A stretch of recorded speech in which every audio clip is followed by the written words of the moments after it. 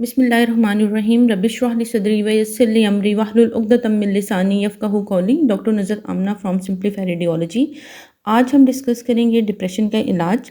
Depression کا علاج medical اور نان میڈیکل دونوں طریقوں سے کیا جاتا ہے، لیکن اس کے لیے مریض اور اس کے رشتہ داروں کی کوآپریشن اور اسٹرانگ ول پاور کا ہونا بہت ضروری ہے۔ نمبر 1، اللہ کی نعمتیں جو آپ کو ملی ہیں اس کا بار بار شکر اور ذکر کریں، مثلاً ماں باپ، گھر، رزق، مکمل جسم، اور دعا کریں کہ اللہم اعنی علی ذکرک و شکرک و حسن عبادتک۔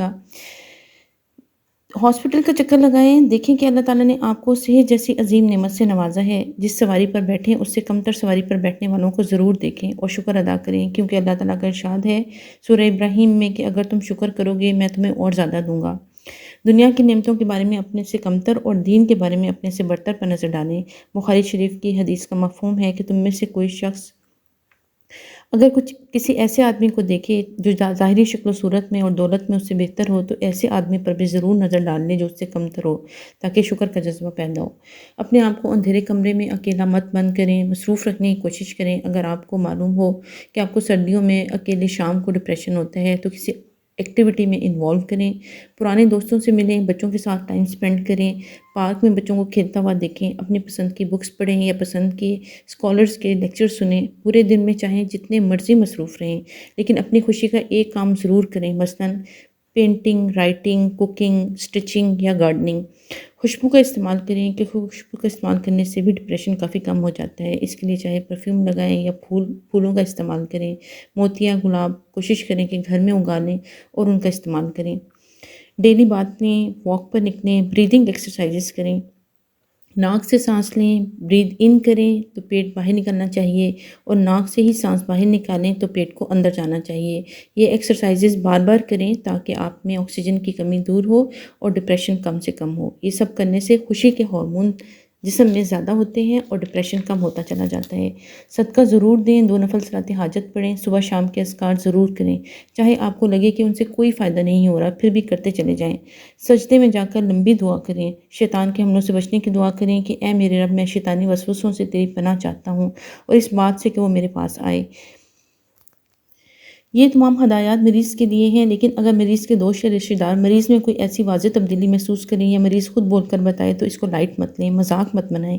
اگر کوئی یہ کہہ رہا ہے کہ وہ گھر چھوڑ کر جانا چاہتا ہے تو وہ دنیا چھوڑ کر جانے کے مترادف ہے، بار بار دنیا چھوڑنے کی بات کرے تو اس کی پرابلم کو سمجھیں، وقت دیں، مسئلے کو سالو کرنے کی کوشش کریں۔ جس طرح ہیپاٹائٹس، پتھری کے مریض یا گردے کے انفیکشن کے لیے ہم ڈاکٹر سے علاج کراتے ہیں، اسی طرح ڈپریشن کا علاج کرانا بھی ضروری ہے۔ یہ ایک ذہنی بیماری ہے جس کا اثر ڈائریکٹلی دل اور دماغ پر ہوتا ہے، لیکن انڈائریکٹلی یہ پورے جسم کو افیکٹ کرتی ہے۔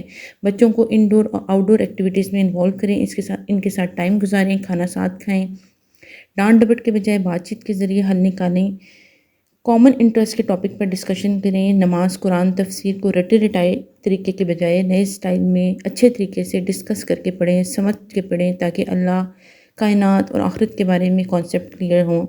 میچور پیشنٹس کے ساتھ اگر وہ ڈپریشن کا مریض ہیں تو ان کی ایکٹیویٹیز شیئر کریں، ان کے مسائل کا حل نکالیں۔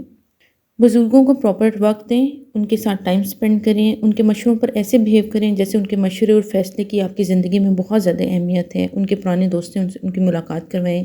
دنیا کی زندگی عارضی ہے، جنت کی نعمتیں لازوال ہیں جہاں موت کو موت آ جائے گی۔ اس کا مفہوم ہے کہ اللہ کی طرف سے ایک پکارنے والا جنت میں جنتیوں کو پکار کر کہے گا کہ یہاں صحت ہے، تندرستی ہے، زندگی ہے، حیات ہے، موت نہیں آئے گی، جوانی ہے، شباب ہے، بڑھاپا نہیں آئے گا، چین ہے اور عیش ہے، تنگی اور تکلیف ہی نہیں آئے گی۔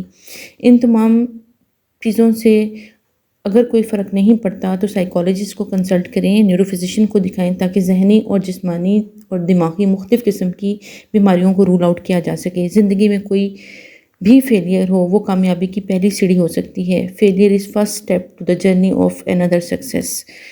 دوستوں اور رشتہ داروں کی کوششوں سے اور مریض کی اپنی ول پاور سے بہت جلد ہم ایک نئی زندگی کی طرف لوٹ سکتے ہیں۔ اللہ حافظ۔